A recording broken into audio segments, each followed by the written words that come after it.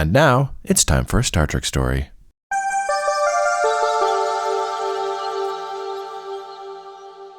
We've been speaking about Kanye West. Recently. Just everyone listening, just, where's this going? Yeah, we've been talking about Kanye West. And,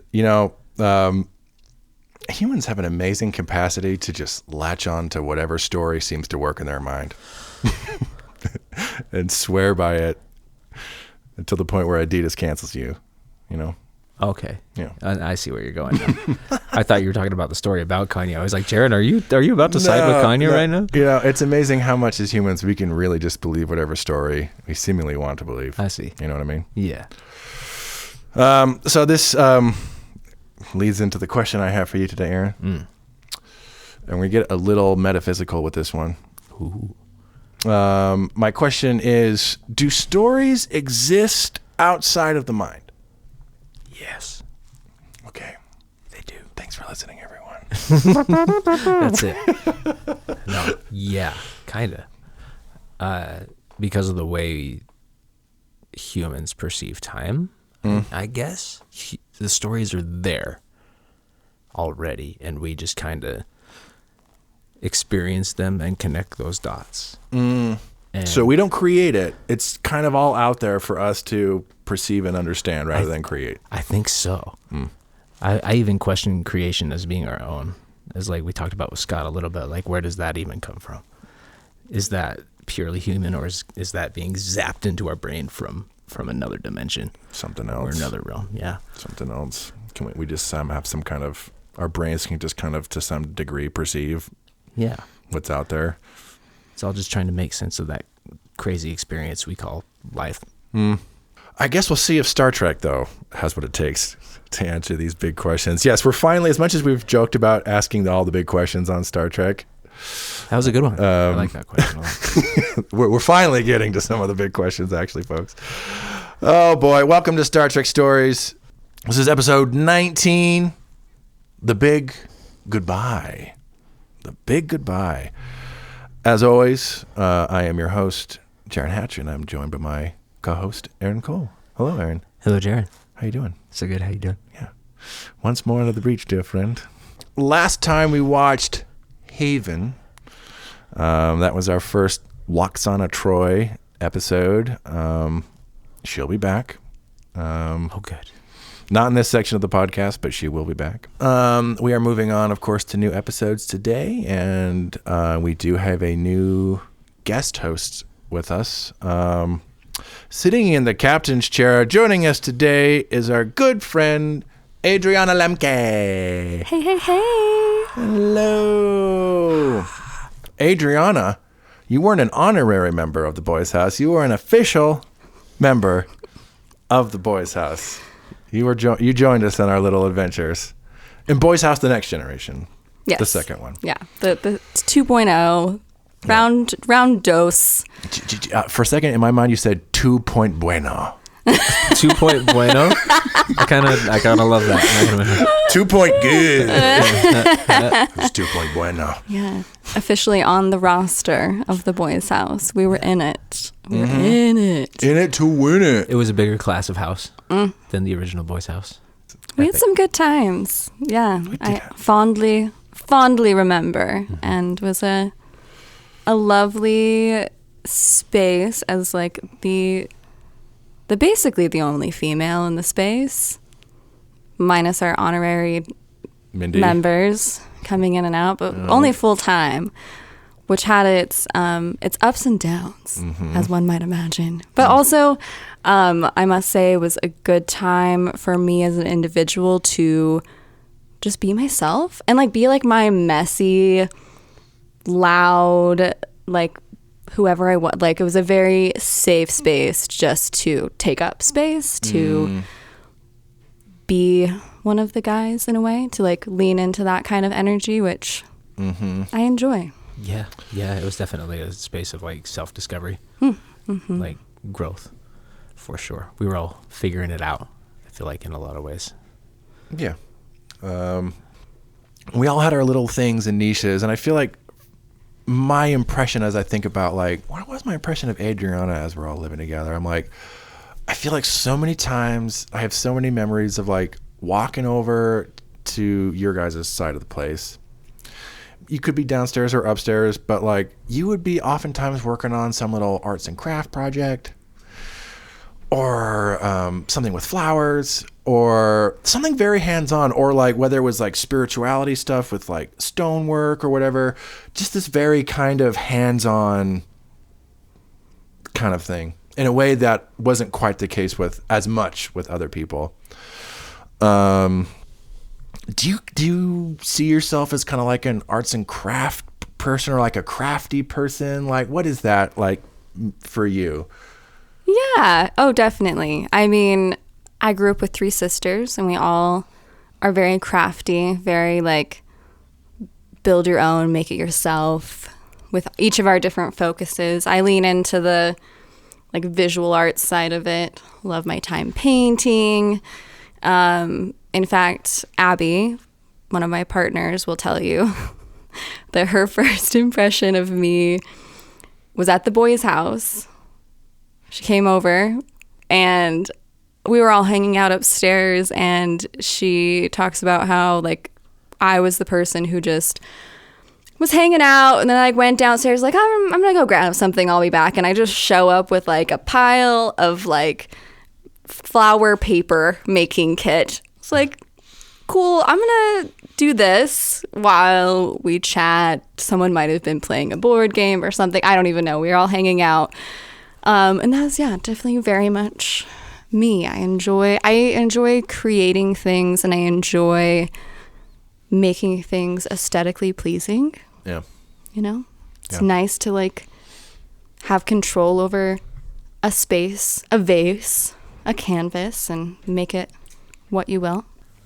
Yeah, that was one of the things I always loved about having you over, is that sense of helping create the space. I remember there were many times where like maybe Jake was doing the music, we'd be having a conversation. Sometimes you'd come in just with sage, just start burning it and just kind of looking at us and like nodding at us. Just maybe you might get some stone and like pass it to all of us. It was all about, for you, creating like like helping to further the sensory experience that we were all having a lot of times, and that was always so fun to me. Just like it brought a real sense of magic. Yes, bring in the magic. Bring in the magic. She's a witch. She's a witch. She turned me into a newt. Yeah, I mean, I think that's like one of the enjoyable things about being human, is we get a full sensory experience. So if we're gonna listen to something, I'm going to grab a beverage. I'm going to make some tea. I personally probably just need a sage cleanse, so I'm just going to share it with the space. Hold a nice rock. Feel grounded. I guess that's kind of a good segue into the question we asked earlier. Do stories exist outside of the mind? You know, we've been talking a little bit about like creating these kind of like spaces, shared spaces together. And I think some storytelling, in my mind, that's kind of to some degree part of what storytelling is. That shared space. I don't know. What are your thoughts on such an idea? Do stories exist outside the mind? Is it just like your neurons firing and just telling you a like little imagination story, or is there something else to it?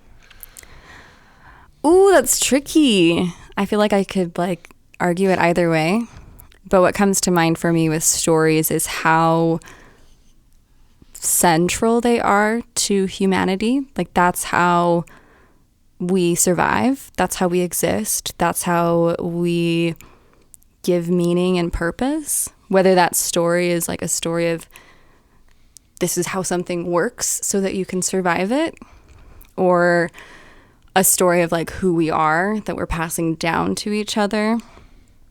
I think it's one of the most powerful art forms that we have. And I would say that it kind of reminds me of like, what's the silly question of like, if a tree falls in a forest and no one's there, does it make a sound?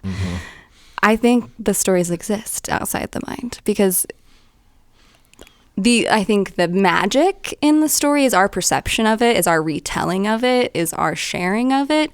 But the stories are happening regardless. And there's many stories, I'm sure, that are happening that aren't being witnessed. I think the witnessing and the sharing is where the magic comes. But they're still happening. I mean, like big archetypal stories too, like mythology and things like those. Those still exist. Right. But I do think the perception of them is the key part. The sharing and witnessing of the stories. It's what actually makes it a story. Interesting. But I guess we can see if this episode of Star Trek gives us any clues. Will you answer this for us, Star Trek? Please, feed us. Feed me, Star Trek Daddy. Tell me everything I need to know. Adriana, you grew up, I think, with Star Trek in your house, but weren't really like a dedicated fan. Yeah, no, I would not be so bold as to claim being a dedicated fan. But yeah, my dad watched it a lot growing up. Me growing up, he watched it. You know what I mean? Yes. It was in the house. I definitely remember catching bits and pieces, if not full episodes, especially of, I hope I don't say it wrong. I think it's Next Generation. Yeah, with Patrick Stewart. Yeah, that's the chunk of Star Trek that's like nostalgic to me. I've definitely watched more than that, but that's the chunk that feels kind of homey. Yeah, so we are watching Star Trek The Next Generation. We are watching The Big Goodbye. This aired January 11th, 1988. This is the 13th episode produced for the first season. We're still right smack dab in the middle. This is the first holodeck, like real holodeck episode, or like the holodeck goes wrong episode, to be more specific, which becomes its own little mini subgenre in Golden Age Star Trek. What's the holodeck up to this week? The holodeck has been introduced up to this point. We've seen it. But I think this is like the first episode that really kind of focuses in on the holodeck for an episode and shows what it can like really, really do. And they didn't have anything like this on like the original series. This was, as far as like Next Generation goes and like something new that it was bringing to the table, the holodeck was certainly like something new that it was bringing to the table. I mean, computer games were just becoming mainstream, you know? For sure. So like, what does that look like in the 24th century or whatever? Hundreds of years. Yeah. What do video games look like? Exciting. I love it. Well, they go wrong all the time and people die. Yeah, you can actually die in your video games now. What progress we've made. The stakes are real. It's kind of what a lot of people just wanted the whole time. Yeah, well, I guess we'll see what the Next Generation does with the holodeck. If they do anything fun with it. This is your invitation to watch at home. Star Trek The Next Generation is streaming on Paramount Plus. You can find it by bringing up Season 1, Episode 12, and we will be back after The Big Goodbye.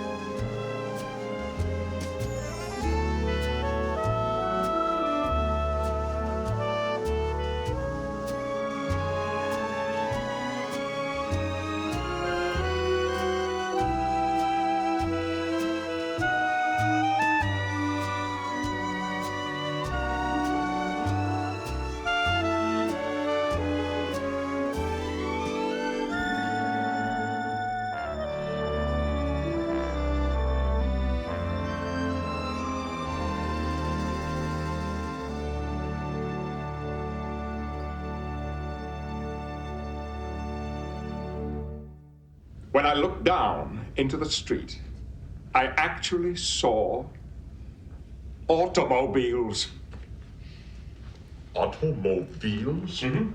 An ancient Earth device, used primarily for transportation. Ah.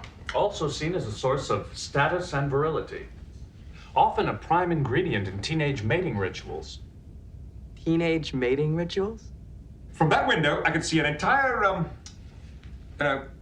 City block. that's right. Sounds, smells. You make it sound so real. Well, that's how it felt. Incredible. Oh. Well, I'm going to go again. Only this time, I'm going to dress the part. Why not come with me? Yes, I'd like that. I want to take that 20th century historian, Who, Waylon? yes, Whalen. I bet he knows more about Dixon Hill than I do. Shall I tell him, sir? Invite him, Mr. Data. This is supposed to be a recreational activity. The sense of reality was absolutely incredible. When that woman kissed me, it was so Exciting? real.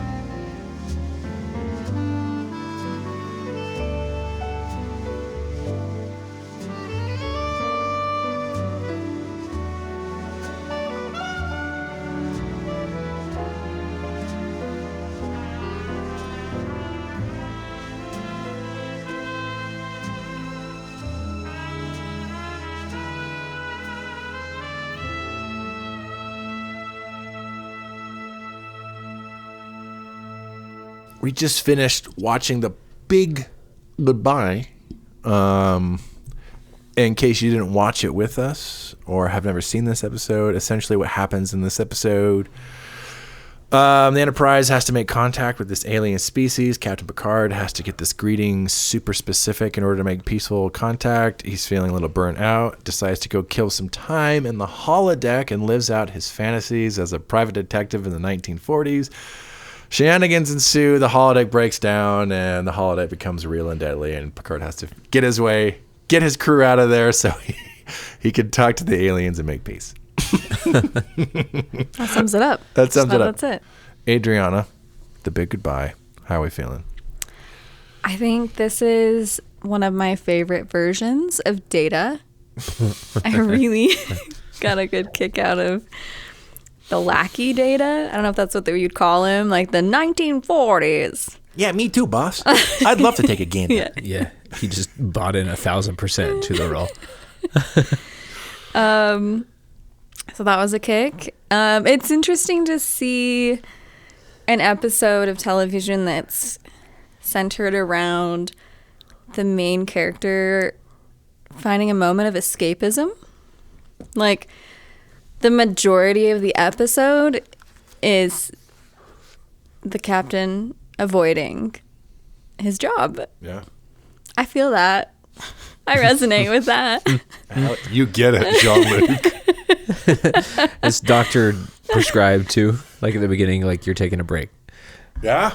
He gets prescribed to go. Yes. Yeah. He's like, no, this is for recreation. Don't tell him that he doesn't have to go. This is What does Picard say? He says it's a time to have fun. It's all hang out. It's all time. recreation. Recreational. Yeah. Yeah. Escapism is kind of what the episode is about, with responsibility looming, like very serious responsibility looming. But then they can't get out of escapism. They've escaped. Yeah, Mission accomplished, really. A little too much. Escape to the point where that escapism reality now becomes too real. A little too real. A little too high stakes. Yeah, the lines get blurred toward the end very quickly and very seriously. Very interesting. Aaron, initial thoughts coming off of The Big Goodbye? Oh, man, I love the costumes. I love Beverly in this episode. She was having so much fun. Gates McFadden. She was killing it. And her pink coat was amazing. Swallowing the gum.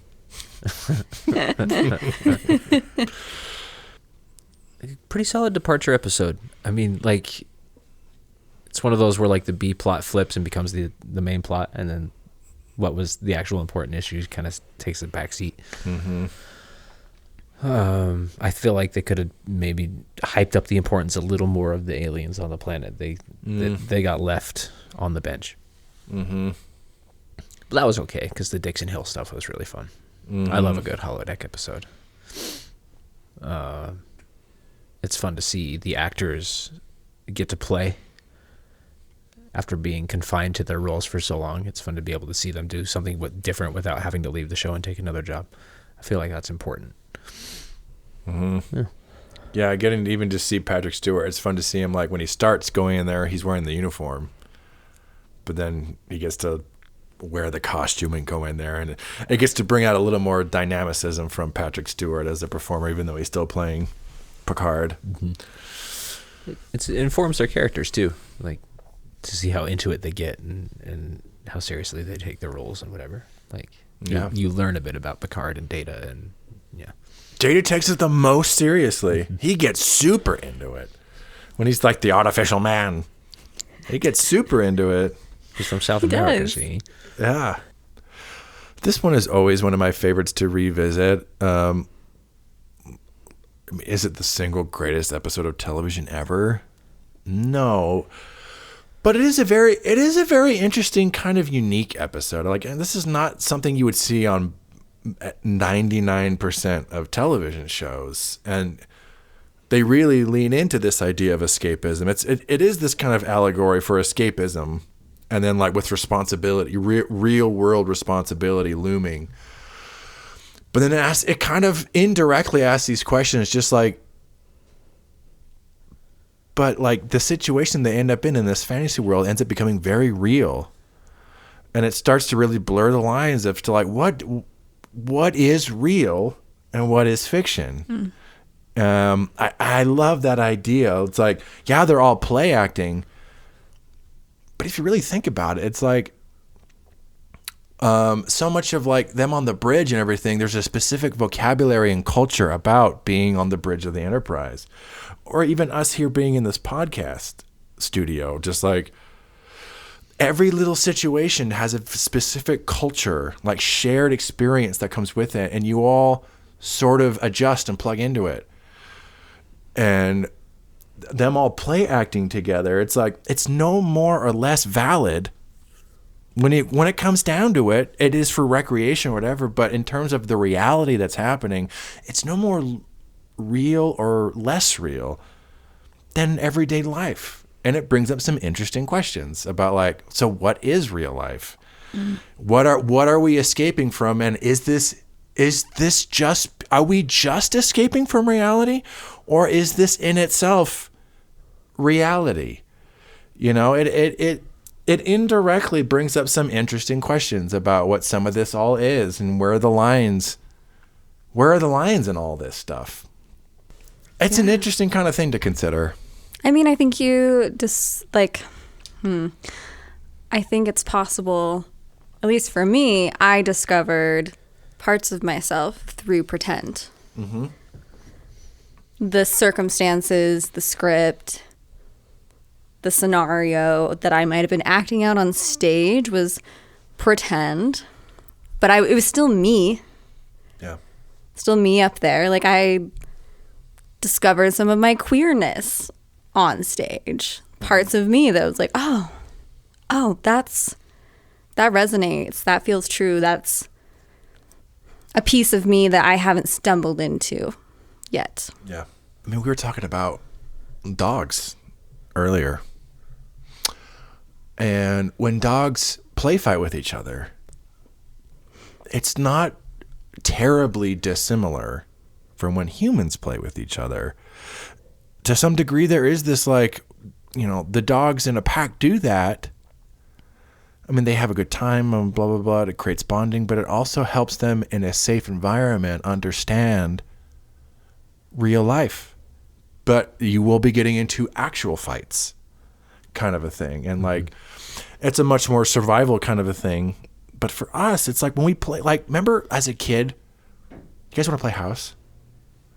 Right? You know, it almost seems insane now. Why the hell? That's every day for me. But as a kid, it's not. And you weren't winning the bread. You weren't making the meals. And you can, as a kid, you to some degree understand this is, even living in this house, all of us as a family, somehow this is all kind of play. A very specific kind of play. And you recognize that as a kid, to the sense that you ask your friends, would you like to play house? Because you know, to some degree, it's kind of this game. You adopt the roles and blah, blah, blah. It's very interesting. And I think this episode kind of, to some degree, speaks to that kind of a thing. Like, why we even do stories in the first place. The shared experience that helps us find meaning and understanding in ourselves and a larger reality. Yeah, very interesting. And I feel like it's a super fun, silly episode. But I think it really indirectly kind of just gives you some things to think about and consider. And I love that about this episode. It doesn't, the closest it comes to specifically addressing it is that little scene with Picard and his holodeck friend at the end. Oh yeah. Which I think is like, that's the standout moment of the whole episode, when it all crystallizes as to what has this all been about? The look of fright on the guy's face. Like, am I still going to be able to go home to my wife and daughter when I go home? It's like, I honestly don't know. Yeah. He's like, and like the holodeck program has an existential crisis right there. Crazy moment. It makes me think of the Four Agreements. If you've read the book. Mm-hmm. If you haven't, essentially one of the main premises is that we're all in a dream. And part of a dream is that we've agreed to other people's dreams. Again, essentially the idea of, like, we've told ourselves a story of what life is. And we've come into this life and been taught this is what life is. And this is how we life. This is how we do the things. And we say, okay, I accept that life story, and I'm going to play out that life story until we don't. And then we try and shift it. But and then you make your own life. You create your own self and your own life based on the agreements. Mm-hmm. It's a really good book. Yeah. So just that idea of, like, the story that they step into when they're in the holodeck is one that they agree to at that time. Just like, let's be in this dream for a minute before we have to go back to our other dream reality. And at the end of it, it's just what story are we telling each other? Yeah. We've been doing all this responsibility stuff and work and blah, blah, blah. Here we are on the weekend. Tomorrow we all go back to jobs and blah, blah, blah, like our job selves. And that's what we do. That's what. But then, like, the weekend, it's like, yeah, we can do this and this and this, and it's interesting to consider, though. Like, we've all decided this is the more frequent reality, but then we've built in these times, whether it's the weekend or something else, where we allow ourselves these other realities, these other things we can step into, and, like, this is just the thing now, and that's just like, yeah, everyone agrees, yeah, of course, why would that not be a thing? Very interesting. Right. Like, this is the acceptable time to play. Mm-hmm. This is the the period of time where you can be some sort of irresponsible as long as you're back to it at this time on this day. As long as we monetize it, you get paid for it, you get benefits from it, Yep. then it's okay. Yeah, Picard's got to get back to his little speech at the end. I love how quick it is. They just, like, the interactions with this alien, what are they? The Harada. The Harada, where it's so brief. He just comes on and says the thing, and they say, "You have honored us," and that's it. That's what he was procrastinating. But also, like, I don't blame him. Like, it's satisfying to see him take control of his time by stepping into a different time. And how funny that time, which was arguably a somewhat tumultuous era of history. I mean, at one point we're in the 40s. We're recovering from World War I. We're headed into World War II. It's 41. Yeah. 1941 for the States, yeah. And that's his escapism. Like how excited they get when they're being held up. Just grins and just like, oh my God, guys, so this is cool. awesome. I love this room.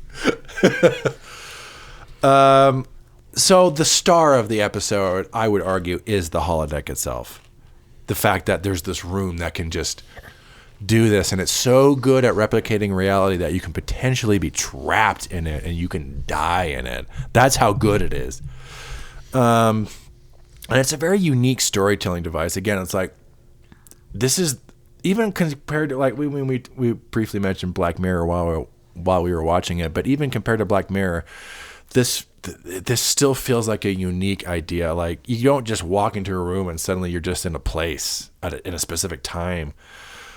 What's our feeling on like the holodeck, like as an idea, as a storytelling element? Like, what's our feeling on just like the holodeck and what it can do and what it can be, whether this be this episode or just generally? I want it to be real so bad. I wonder if that blinds me from the fact that it's kind of a gimmick a little bit. I love the holodeck episodes. They always fascinate me. I think it's just like that play within a play aspect it's a good time. Mm-hmm. Yeah. I know. Do you guys think we'll ever, whether it be in our lifetime or not, do you think we'll ever get to a point where something like that will be the case? You can just walk into a room and there's no visor you're wearing, there's no suit you're wearing. You just walk into a room and you're just in that world now. Perhaps not. Maybe. The skeptical side of me says no. But also the other part of me that knows that technology grows exponentially is like, I don't know, maybe. Mm-hmm. Maybe some version of that. Maybe not that in that same way. Mm-hmm. With the priorities that our society tends to have, I would imagine something like that being funded for military reasons. Unfortunately, yeah. I think that's how it would happen. It'd have to have obviously like a lot of energy, smart minds, and money behind it. And I think that might, as our country has shown, we're willing to put some money into that. But I think of the budget. That's like that terrible double-edged sword of tech is like military funding breeds such technological innovation. I hate it. Mm-hmm. I think the ideal version of it, though, if we could fund it in a beneficial way, would be a very therapeutic version, like where it would be a space that could be utilized to learn, to explore options, to get perspective on different ways of living, to kind of travel in a sense to different test realities. Yeah, you had brought up, Aaron, while we were watching the episode. It's like there are potential interesting applications, potentially healthy applications for the holodeck. Oh, yeah. And I think so much of how it's easy to talk about the holodeck, it's like just getting lost in fantasy. But going on what you were saying, Adriana, it's like this allows you, it's like mushrooms. Something that allows you to step out of yourself and like all your current conceptions of reality and explore a different, I mean, this in mushrooms case, like brain chemistry, but that is valuable, like to be able to explore ideas in a different environment. And something like a holodeck is a very similar kind of idea. But even you were talking about, it's like, you can get a lot of exercise there just by playing a game like that. Right. Like just for your body, that could potentially actually be really good. You're engaging and like being like, if the more and more like you go up against these situations where it's like your life is on the line and you know it's not, but that could actually be pretty good for you having to face some situations and consider what might I do in X, Y, or Z situation for when I, who knows, maybe have to do this in the real world. For sure. I mean, that's a big part of the reason why I play the games I play now is for that heart pumping adrenaline sensation of the difficulty and it feels like I'm facing up against something that like insurmountable odds, you know. It almost is like a sense of exercise. Like those really hard levels on Wii Sports where you're sword fighting. Yeah. Yeah. Oh man, you get so into it, and you. Speaking of escapism, you just lose all sense of your responsibilities, everything around you, and it's just accomplishing that goal. Nothing like it for me in the world. A good, difficult game. I'm curious as to what we all think about the setting. They could have done anything. They could have done anything, and they went with this 1940s detective story, film noir vibe as like the first real holodeck episode. I don't know, like how do you feel like that works as like as the inaugural holodeck story? Like, does it work? Do they pull it off? Yeah, yes and no. It's left a little vague, but I think what they were shooting for is Picard trying to test his tactical skills in another capacity, right? Like that's his escape. He still wants to use his brain. He still wants to be challenged, but it's like, yeah, just in a different setting. And it almost sells it. It almost gets there. Then it kind of gets lost in just like more like him trying to escape from his work day, him trying to escape from the grind. I think it's interesting that it's somewhat mundane. I mean, there's some excitement because it's a detective story and we have this like kind of mob boss, but and Picard seems so he doesn't hesitate. Like he's just like, this time, this place, let's go. Like he knew where he wanted to go and he went there directly. So it does make me curious about why he was. I think you've brought some of those points in, Aaron, as far as what might have drawn him to it, like this getting to play this tactical role that's also like a puzzle, like engaging his brain in a way, but it's not work brain. But yeah, it is a curious kind of place to start. I also like have a daydream that there's just someone in the writing room that just like really, they just really wanted to play this style. Like, let's be honest, like the costume designer was like, but we have this great store of 1940s costumes from whatever show was happening at the same time. Like, I think maybe that's where it came from. Yeah. Well, I was thinking, I was trying to like, because a lot of times when they do this kind of stuff, it is because this is available. 1988, I do believe, is the year Who Framed Roger Rabbit came out. Oh man. I'm wondering if Warner Brothers, like Touchstone or whoever, had like, it's all still available. I'm like, it makes sense. It came out the same year. I'm like, I wonder if Roger Rabbit. Thanks, Roger Rabbit, for giving us the big goodbye. Like Margaret in costuming, they were like, hey, do you want some overtime? Sure. Throw some costumes at Star Trek. Okay. Yeah. When you get the industry side of it, like all the magic just kind of breaks down. Oh, yeah. It's available.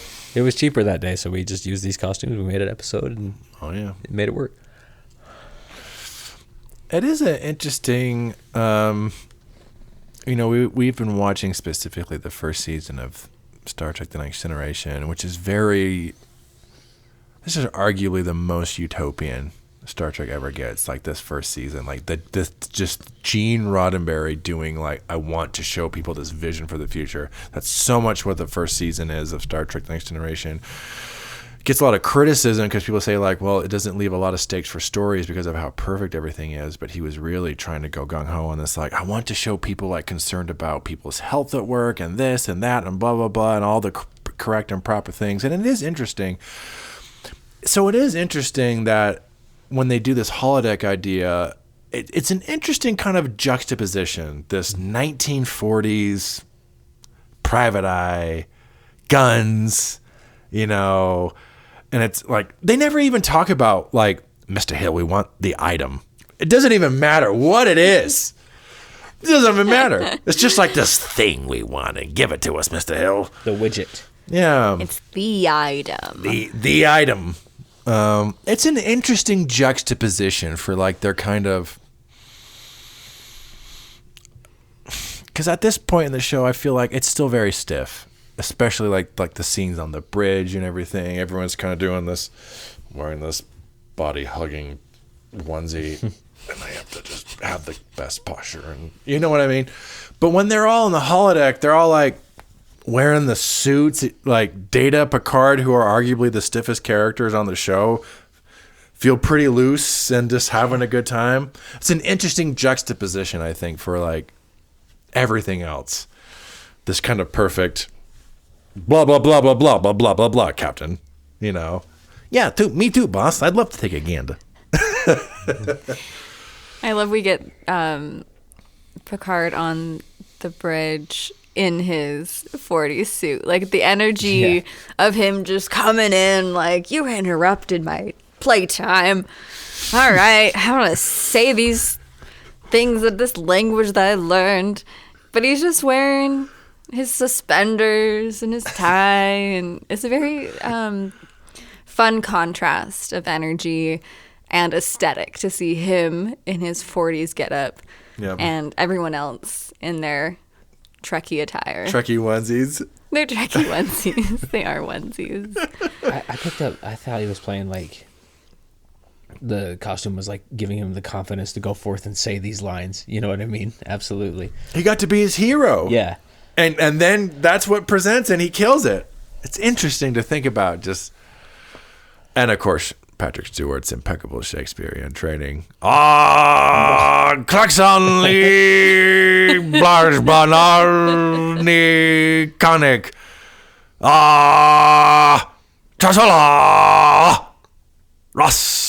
Trasala. That's my nerd done coming out. I have the whole thing memorized. Thank you. Don't judge me. Please don't judge me. Too late. I guess the Harada were originally supposed to appear on screen at the climax of this. That was like the big reveal where it's like you actually get to see what they look like at the end. They just didn't have the budget to do it. But I guess the whole idea was that they were going to be this insect-like, wasp-like thing, and it was like this really big idea. It's like, we just don't have the money to do it, so sorry. I mean, you can go like Greek on it. It's happening that your imagination is doing Put more. the mask on. Yeah. Well, I mean, like Greek in the way of like often off screen. Off stage. The Greek violence typically happens off stage, and then someone comes on and gives a monologue. Yeah, same thing. We get to just imagine what these insect creatures look like. Yeah. Yeah, it would have been cool to see it, but I do kind of like that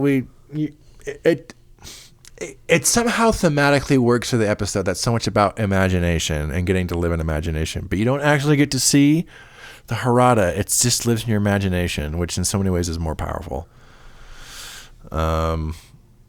Especially if you're low budget, they probably were better off letting imagination do the job.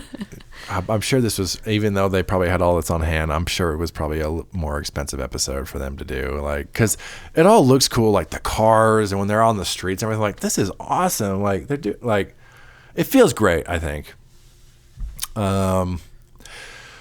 should mention that this episode won a Peabody Award. Ooh. If you're not familiar with the Peabody Awards specifically award excellence in television broadcasting, not necessarily fiction, just excellence in television broadcasting generally.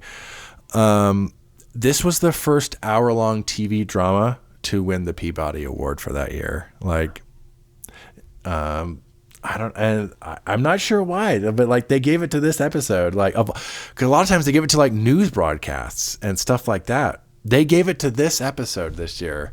Interesting to think about. Like, they gave it to this, huh?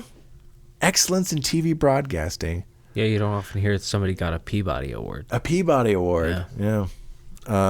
This also did win an Emmy for costume design. William Ware Tice, he did all the uniforms and everything for this show, and I think for the old show, but he did all like the old school costumes and everything. So he did win an Emmy for this episode. Well deserved. On point. The costumes are great.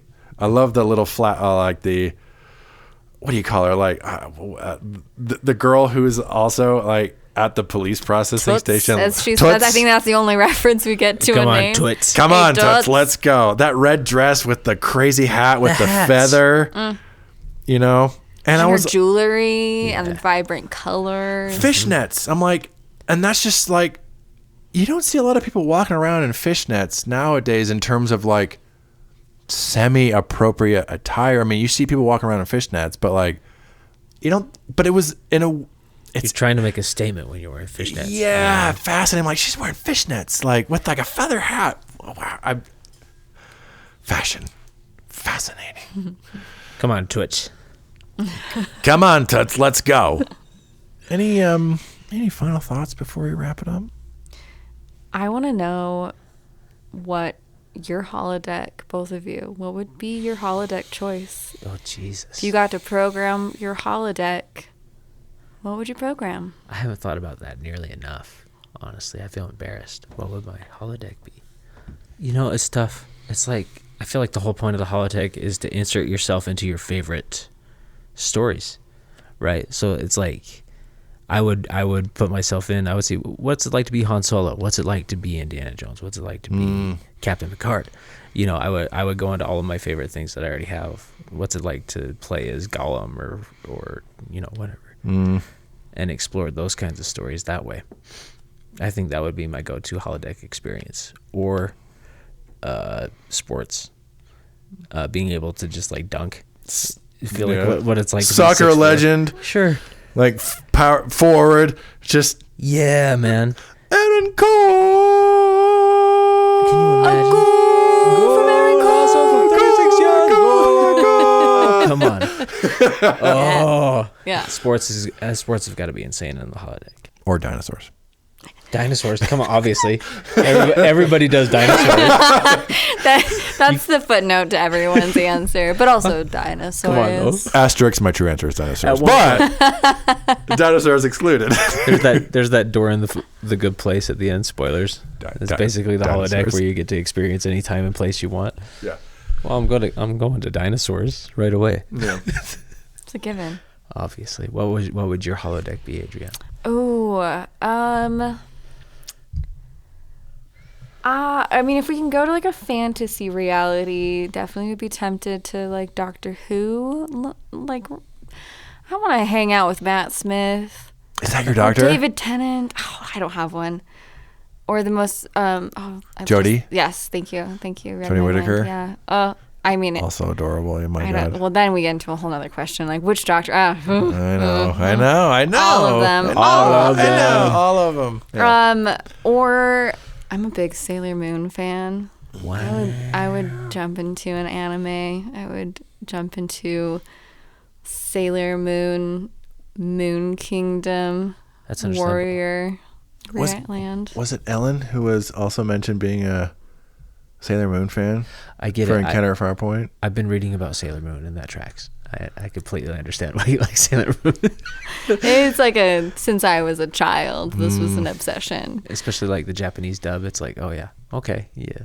It's good. If I had to do a fictional setting, I might program the Silmarillion, J.R. Tolkien's The Silmarillion, into the holodeck and experience the whole thing, like the creation of the universe, the elvish battles for Middle Earth in the beginning, and the war of the oh my God, I mean the Silmaril, the War of the Jewels, trying to get the jewels back from Morgoth before there was Sauron, when Sauron was just his little witch lieutenant before he became the big bad. All that shit. Oh my God. Just to experience. I'm telling you folks, this is getting really geeky. One of the most epic love stories I have ever read is the chapter in the Silmarillion. There's a whole book too now. Beren and Luthien. That whole chapter in the Silmarillion is like, this is like peak epic romance. Like the gods weep for just how epic their struggle is, and like the only like humans who were granted mortality was like Beren because of how amazing, and then like Luthien is like the only elf who was like, you are also granted this. I'm like, oh, that whole chapter, I remember reading it, I was like, at the end I was like, what the fuck did I just read? This is the most, I can't believe Amazon did not buy the rights to the Silmarillion. It would make the most perfect TV show. It's all episodic. Every chapter is its own thing. Oh my God, they're fucking idiots. Oh my, Jesus Christ. But please sponsor us, please. Please sponsor us, Amazon, on Amazon podcasts everywhere. I will do so many reads for advertisers. You have no idea. Give me that money. Adriana, thank you for coming on the show. My pleasure. Such a delight to have you on. Happy to be here. It's been far too long. Far truly. too long. I know we all get caught up in our real world stuff, in quotes. Real world stuff. Real world. Oh, I guess we're both in nonprofits. It's not so dissimilar. Nonprofit subscriptions. It's not too dissimilar. Sounds fun. Oh, yeah. Yeah. Well, thank you so much. I can think of another word starting with F, but Sounds fuck. You said it, not me. sounds fuck, everyone. I would love to have you back on the podcast. All right. All right. Watch more Star Trek with us, and maybe we'll get you on for some non-Star Trek if we do that every now and then. So I'm a fan of it all. It's a good time. well, thank you everyone for listening. Next time, the growing pains of the next generation will continue. We will be watching the episode known as Data Lore. This is going to be one of our first real looks at Mr. Data. It goes on to be probably the most beloved character in Star Trek The Next Generation, except for probably Captain Picard, or maybe even above Captain Picard, depending on who you ask. And up to this point in the show, he's been a bit of a mystery. We just know he's the android, but we don't know too much about him. So in this episode, we'll be getting a little more intimate look at Mr. Data for the first time. Yeah. Looking forward to that. Our good friend Mark Nielsen will be back on the show to talk about that one with us. Adriana, I do believe you know. I think I've seen him in passing, Just- perhaps. The name rings a bell. Just in passing, sometimes when I walk from my bed to the bathroom, I just see Mark passing. Yeah, exactly. That's what I mean by in passing. I think we share a PlayStation. Yeah, we have shared custody of a PlayStation. Don't tell him I said that. Shared custody. Oh, Jeebus Christ, everyone. We'll see you next time. We're going to have Mark Nielsen on to talk about data lore. We'll see you then. Bye. Bye.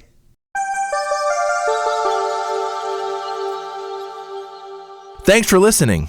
If you'd like to share us your own Star Trek story, you can email us at storiedstartrek@gmail.com, or you can visit our Discord server. You can find us by clicking on the link in the show description.